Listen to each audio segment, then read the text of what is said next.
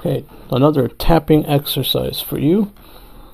This time we're going on the last string, and we're going to go 5 and 8, and then we're going to go 4 and 7. Alright, so let's start off with this first riff here, and all we're doing is just moving this, but this is going to stay on the 12th, so you're tapping on the 12th.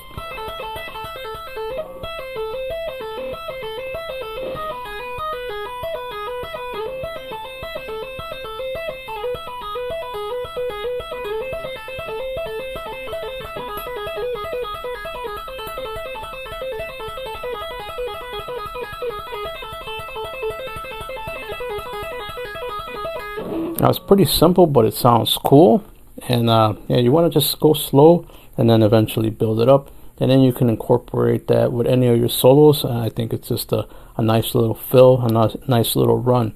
So let me know if you want some tablature for that, but it's quite easy to follow along. Okay, I'll see you in the next one. Bye.